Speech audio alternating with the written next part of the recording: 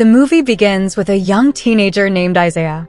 He is clutching a photograph and jacking off when his dad, Sydney, suddenly walks in. The atmosphere is tense and awkward for a few seconds.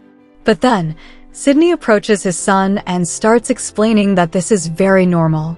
Everyone does it in their free time. When Isaiah nervously asks his dad if he does it, Sydney says yes.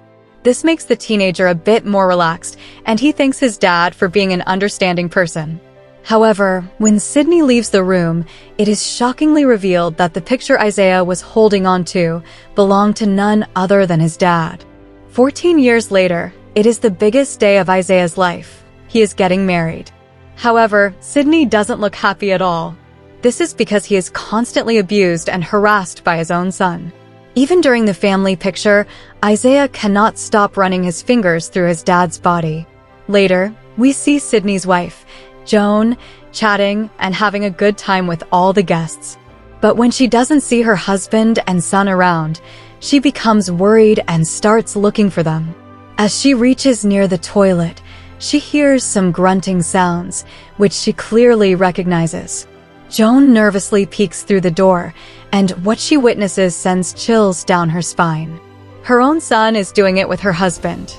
Days pass, but Sydney is still tormented by his son. Even his wife doesn't do anything to stop the monster. With no one to call for help, Sydney pours out his entire story in a memoir, which he titles Cocoon Man. Unfortunately, he blames himself for not being tough on his son while he was growing up. A few months later, Sydney finishes his memoir, prints it, and then leaves it in the bedroom, hoping that his wife can read it whole and discover the tragic story. He is actually unaware that Joan already knows the truth.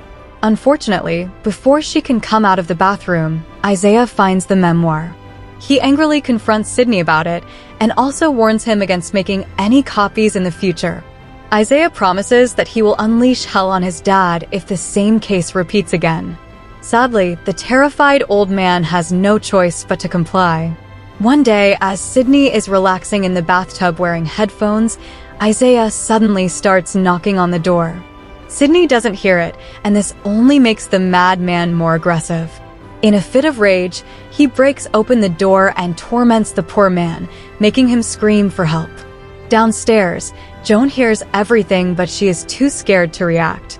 She simply turns on the volume of her television and sobs in despair. This turns out to be the last straw for Sydney. So the next morning, he gathers enough courage and prints another copy of the memoir.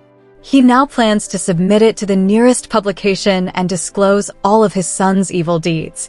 But unfortunately, just as he is about to exit the house, Isaiah catches him red-handed.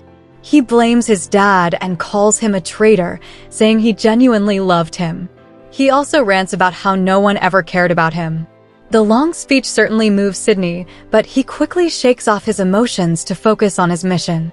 He rushes out of the door and reaches the road, only to be hit by an oncoming truck. Isaiah witnesses the whole incident and becomes traumatized.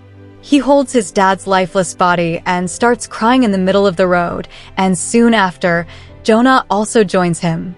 In this way, an innocent, kind, and lovable man was killed because of son's horrible actions. The next scene is Sydney's funeral, and several people have arrived to pay their respects.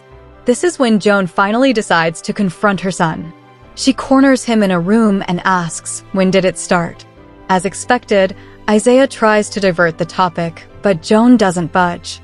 When the conversation gets heated, she slaps him right across the face, and he does the same. Then they start striking each other with random objects. Due to his physical presence, Isaiah gains the upper hand and is about to shove Joan into a lit fireplace. But luckily, she finds a fire iron and hits him with it. She then stabs him several times until he stops moving. The movie ends with Joan's gut-wrenching cries.